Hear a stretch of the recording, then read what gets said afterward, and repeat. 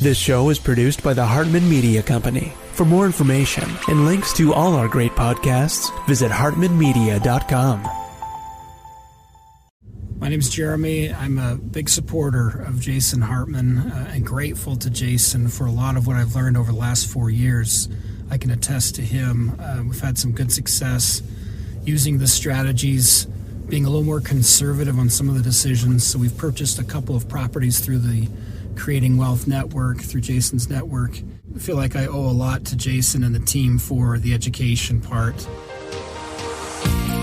Welcome to the Creating Wealth Show with Jason Hartman. You're about to learn a new slant on investing, some exciting techniques, and fresh new approaches to the world's most historically proven asset class that will enable you to create more wealth and freedom than you ever thought possible. Jason is a genuine self-made multimillionaire who's actually been there and done it. He's a successful investor, lender, developer, and entrepreneur who's owned properties in 11 states, had hundreds of tenants, and been involved in thousands of real estate transactions. This program will help you follow in Jason's footsteps on the road to your financial independence day. You really can do it. And now, here's your host, Jason Hartman, with the complete solution for real estate investors. Welcome to episode 1943. Thank you for joining me. I want to talk to you today about some important market statistics. But before we get to that, and since it is a new year, a time when we tend to think about goals, New Year's resolutions, positive thinking, good old-fashioned positive thinking, or as they used to call it, PMA, positive mental attitude, which is, that just good old basic stuff. It's so incredibly important. It really is. But one particular aspect of it, affirmations, which you've all heard about. Maybe a lot of you practice affirmations. I think they are a valid thing. We've done some shows on a sister idea to that, and that's affirmations, different from affirmations. So look back for those old episodes on that. But what I wanted to talk about today is a little bit of that affirmation component before we dive into some hardcore beta stuff, but also as it relates to self-talk, because the most important conversation any of us will ever have is the conversation we have with ourselves, right? Yours truly, right? It's that conversation going on inside our heads all day long, that inner dialogue, that self-talk, right? That's so, so important. And I just thought, maybe I'll start this show out with a couple of ideas for affirmations or ways to think about things. So I've got a couple of these on my screen that I wrote down. Well, not a couple, I wrote down a whole bunch of them, but let's kind of go into some of these, okay? These are things to think about, right? They are words to say to ourselves inside our head, right? In that self-talk conversation as we go on about our day, as we're on a walk, as we're exercising, as we're doing whatever we're doing throughout our daily lives. And these relate to real estate investing. And, some people, probably most people, are going through the day thinking, oh my gosh, interest rates are high and the market isn't what it used to be and all the opportunity is dried up, yada, yada, right? They have all this terrible self-talk. But what if the self-talk was more like these statements? I am a successful real estate investor. I attract abundance and prosperity through my real estate investments. I am confident in my real estate investing decisions. I have the knowledge and resources to succeed in real estate investing. I'm constantly learning and growing as a real estate investor. I mean, hey, you're doing that right now, right? So you're definitely doing that. I know you're doing that. Okay. I am capable of achieving financial freedom. I am committed to my financial growth and success. I am confident in my ability to create wealth. Hey, you're listening to the right show. Through real estate investing. I'm grateful for the abundance of opportunities available to me, and they are abundant. As you know, you've heard me say it before, if you look throughout history, most fortunes are made during times of economic turmoil, right? I mean, look at all of the incredible fortunes that were made like 90 years ago during the Great Depression, right? And then during all of the different recessions we've had, that's when you see all these new companies start up, all these investors buying up tons of properties. A lot of the big institutional investors today really built a huge part of their portfolios following the Great Recession, right? So, always opportunity. The opportunity is always out there for you. You just have to adapt and adjust. And of course, you have to adapt and adjust your strategy, your tactics. But the first thing you got to do is adapt your mindset, the way we think, what we're saying to ourselves. Okay, where did I leave off? I'm grateful for the abundance. Okay, we got that one. I guess I could say it again and not just slough it off like that, right? But we'll move on. Okay. I am capable of creating multiple streams of income through real estate investing, right? So I always talk about how income property is a multi-dimensional asset class. And you get your return on investment, you make your money in all sorts of different ways, right? So you are capable of that. The investment itself will make that possible to you. I'm confident in my ability to create passive income through real estate investing. I am worthy of financial success and abundance. Just saying to yourself that you are worthy of it, right? And no matter where you are now, even if you've already achieved a lot, are you worthy of more, right? So say these positive statements to yourself when you're talking to yourself all day long. I'm committed to creating a financially secure future for myself and my family. I am grateful for the flexibility and freedom that real estate investing brings me. I am capable of building a diverse and successful real estate portfolio. Look, you've got my 10 commandments to help you do that, right? Just follow that guideline. It's all there for you. I'm worthy of financial success and abundance. I think I covered that one, but you can't say it too often, right? I'm grateful for the flexibility and freedom that real estate investing brings me. I'm grateful for the financial independence that my real estate investments bring me. I am confident in my ability to do this, right? To create that wealth and abundance. We already covered that one. I'm worthy of a life of happiness and prosperity. Remember the old sign that Mr. Spock on Star Trek used to do? It's a good sign, that Vulcan sign. Here it is, if you're watching me on video. Live long and prosper, right? Live long and prosper. That's the sign. It's kind of hard to put your hand like that, but I guess I can do it pretty well. Live long and prosper. So I just wanted to share a few of those. I've got a whole bunch more I wrote down, but since it is kind of that time to do that at the beginning of the year, I thought I'd share that with you. Okay, let's go into some less soft stuff. Most people would consider that, the softer side of stuff, right? But let's look at some hardcore data here. So jumping to the screen and the graph.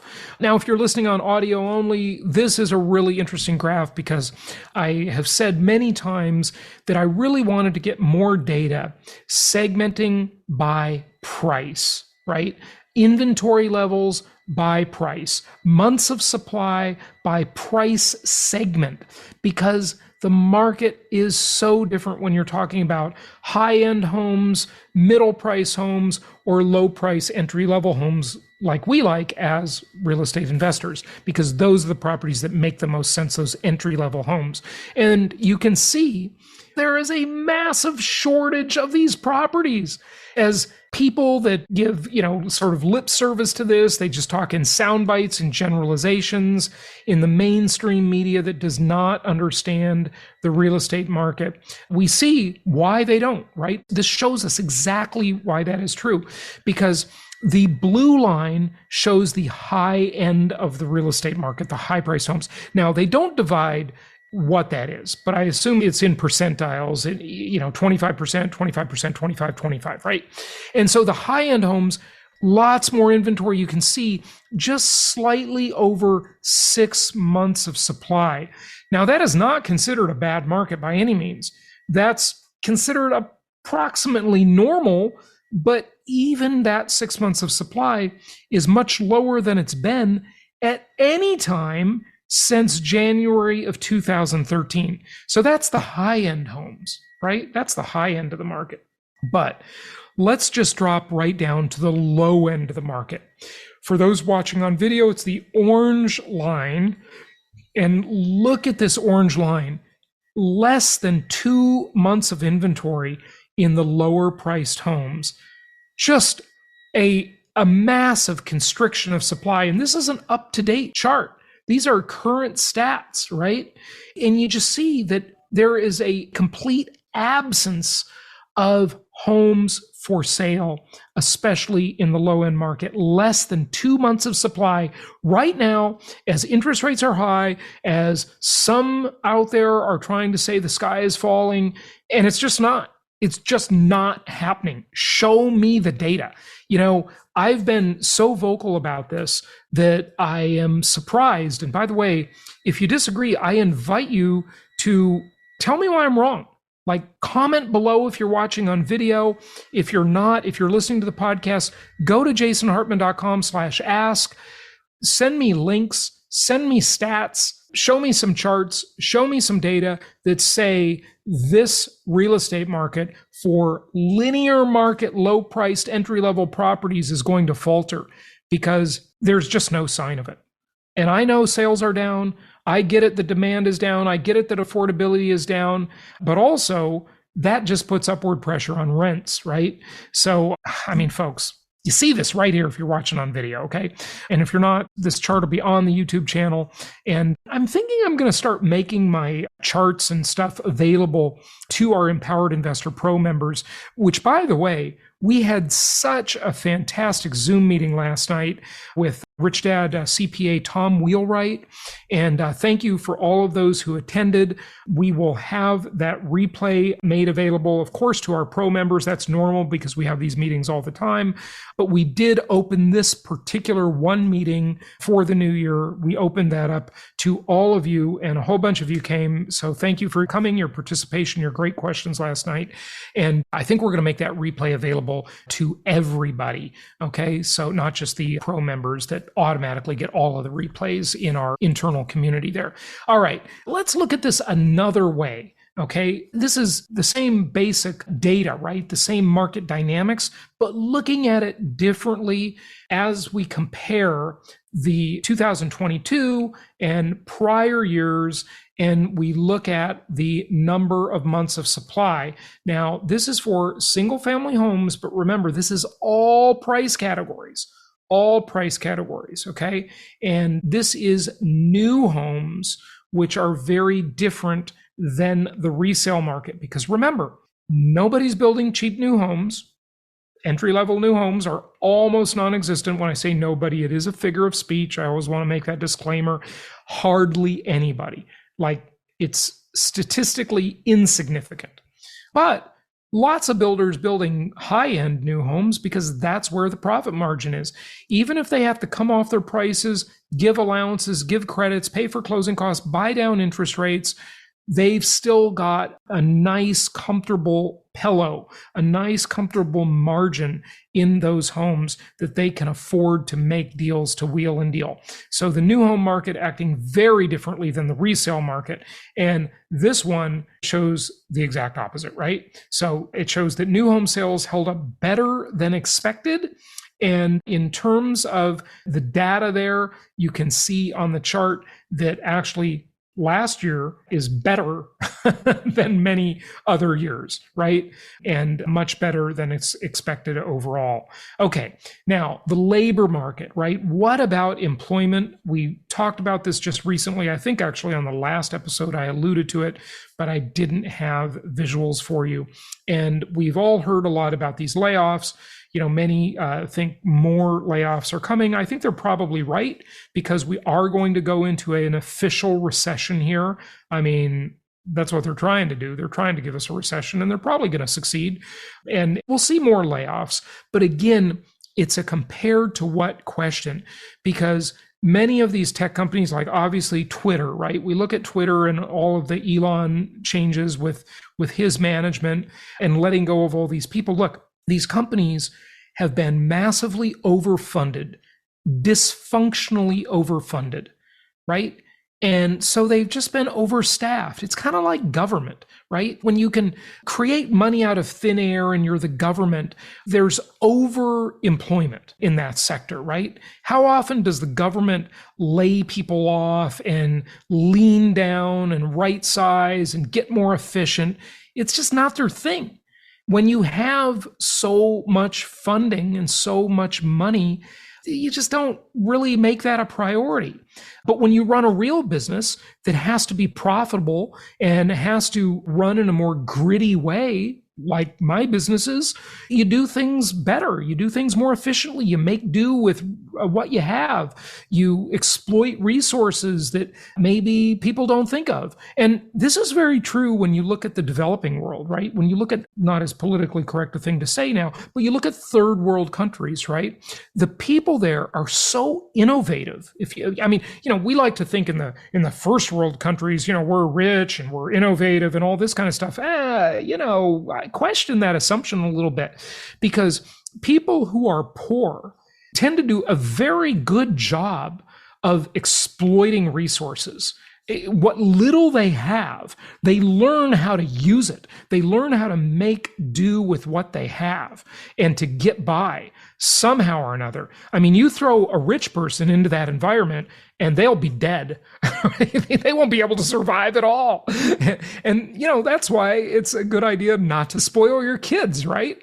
Because what happens sometime in their life, maybe when you're long gone and they have to get by, they have no skills, they have no gumption, they have no motivation, they have no grit, right? We did a show on grit with the author of the book Grit. I can't remember her name now, but that was one of our 10th episode shows. It was a really good one. So being gritty, being efficient. And so a lot of this employment that we have it's fluff. It had to go anyway. That's the alchemy of a good, well-managed economy, is to lean down, to get lean, and to make those businesses more efficient. Those bloated businesses like Facebook, like Twitter, like all the rest. These companies are just illogically overfunded. They've had way too much money coming at them for way too long. Unfortunately, they've created monopoly positions, and it's been really bad for human rights. It's been bad for free speech. They've been very abusive companies. And so it's good to see them lean down, and hopefully their monopolies will end and there will be more of a marketplace of ideas, which is what we need for the betterment of humankind and a good future. All right.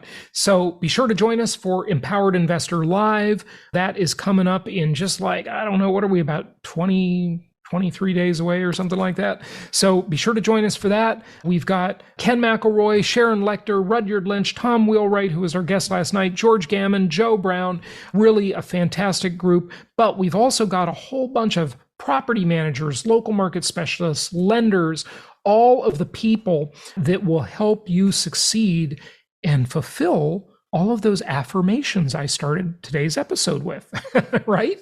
All of that good stuff, that good thinking, you need a team that can help you execute it and make it happen and put it into action in the world.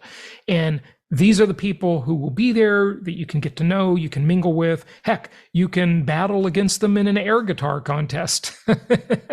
And you can dance with them, you can eat food and have drinks with them and so forth. So it's just going to be a great time. Go to empoweredinvestor.com/live, or of course, you can always go to our main site, jasonhartman.com, whatever works the best. But we really want to see you there. This event is almost sold out, just about sold out. We're probably going to sell out fairly soon. You just never know, because you don't know when people will buy tickets or when they won't. That's something we want you to do. So get your tickets for that. And if you have any questions, if you have any needs, reach out to our team. We are here to help you.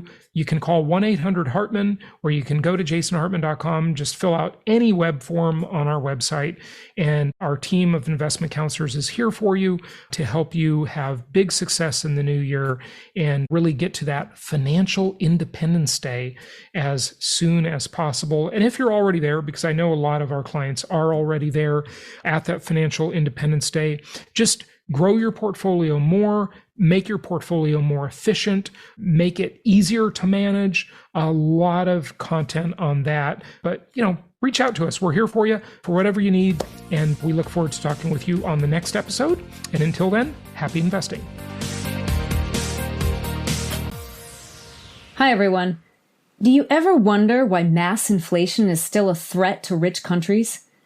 Some countries are privileged to have stable currencies. As the reserve currency of the world, the US dollar has enjoyed an enviable position that most countries would die to have. Except for the 1970s stagflation scare, the US has cruised along without many inflationary hiccups in its recent history.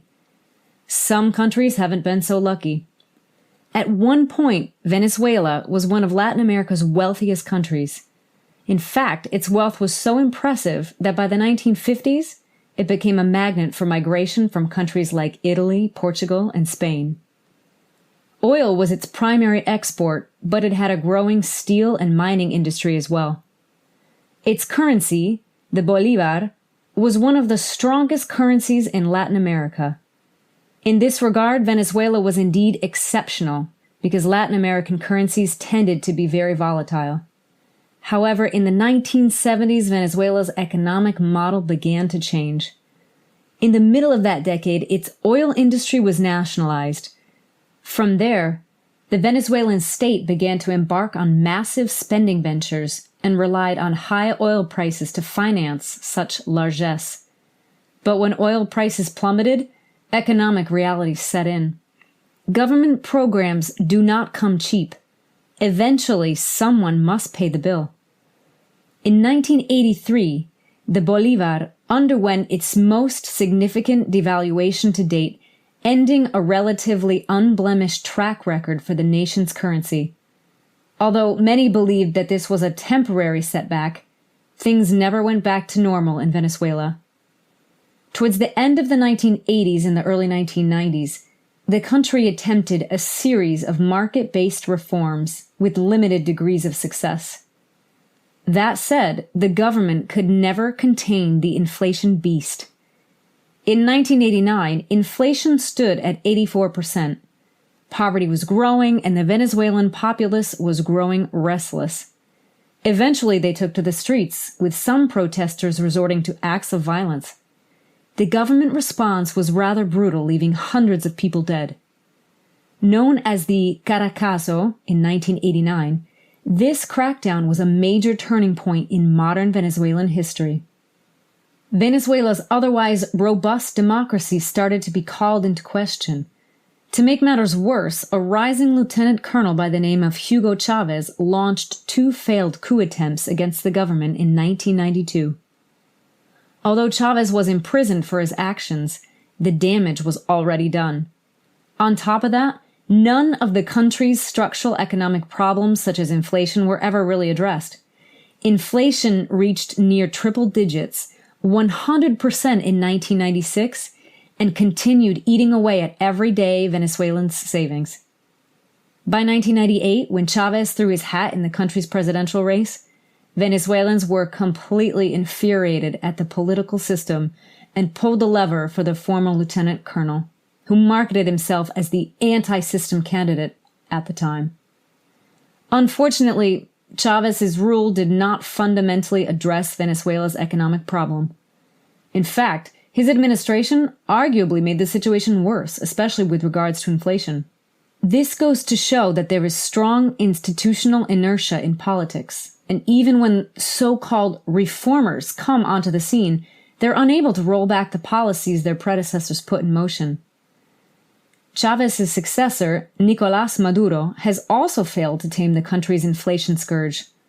According to recent figures from the statistics website Statista, Venezuela's current inflation rate is hovering around 2,300% to 6,000%, which is considered hyperinflationary. From a big picture view, inflation has been a hallmark of the Venezuelan economy for the past few decades. Here's some perspective. The last time inflation was below double digits was in 1983. In effect, the average Venezuelan millennial has never witnessed a year with inflation below 10%. Here's the thing about economic upheavals. They can wreck even the best of nations. And they usually can't be controlled regardless of who is in charge. There's a lesson here, and Jason has taught you this many times. You can't control the political or economic elements, but you can take advantage of crises and benefit from them. While I doubt that inflation will reach Venezuelan heights, you should always remain vigilant about the U.S.'s economic climate. Currently, there are debates about whether the U.S.'s inflationary spell will be transitory or more durable. Jason tends to believe in the latter. Nevertheless, you should never lose your cool and think the whole world is doomed. To the contrary, inflationary moments provide a host of new opportunities for real estate investors to thrive in. And they can do so by using Jason's favorite four-letter word, debt. In this case, he's referring to mortgage, not consumer debt. Consumer debt is a big no-no in his book. But taking on a mortgage is a different story. You see, this kind of debt is an asset when inflation hits. First, you acquire an income property. Then you rent it out to a tenant. In doing so, the tenant picks up the carrying cost of the mortgage. Meanwhile, the mortgage's real value depreciates due to inflation. This infuriates the banks but creates a great opportunity for you. So learn from Jason and take advantage of his inflation-induced debt destruction strategy. It's a great time to be alive. For more information, visit jasonhartman.com. Thank you so much for listening. Please be sure to subscribe so that you don't miss any episodes. Be sure to check out the show's specific website and our general website, hartmanmedia.com, for appropriate disclaimers and terms of service. Remember that guest opinions are their own, and if you require specific legal or tax advice or advice in any other specialized area, please consult an appropriate professional. And we also very much appreciate you reviewing the show. Please go to iTunes or Stitcher Radio or whatever platform you're using and write a review for the show. We would very much appreciate that. And be sure to make it official and subscribe so you do not miss any episodes. We look forward to seeing you on the next episode.